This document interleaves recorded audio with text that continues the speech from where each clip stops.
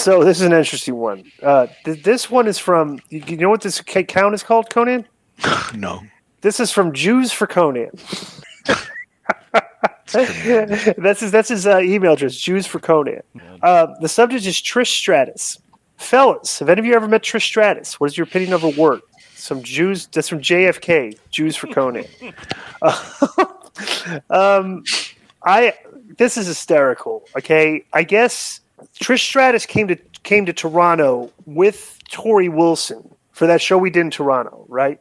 And that was a show where Kevin Sullivan got all messed up backstage, and I think it was the show where Goldberg did the thing with Brett did the thing with the metal plays. It's just very busy, right?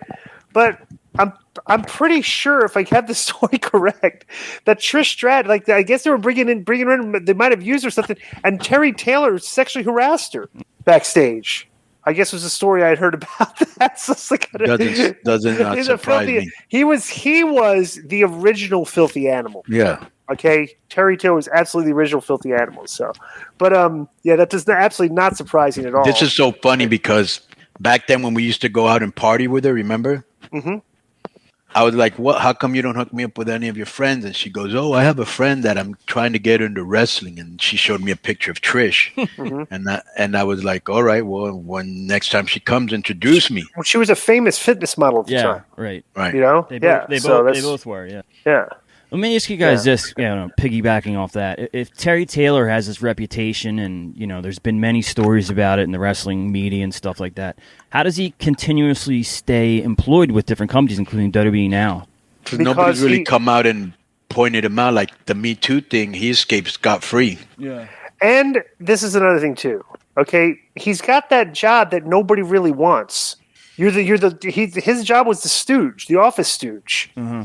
And it's very difficult finding finding people in the business to be the office stooge is just difficult. But here's the thing with Terry, he was very intelligent, and the people that would run the show like to have this guy that we'd talk a lot, and Terry would make a lot of sense a lot of times. He was just one of those guys that was not dumb.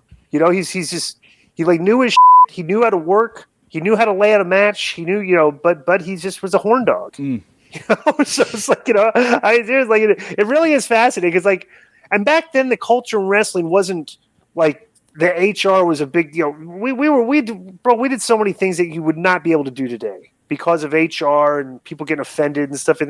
But Terry was just lucky enough to be in that culture, and then and I think that there was kind of a lot of sympathy for him when he lost his wife, and he toned down. Mm. When afterward, and he just basically has kept his job.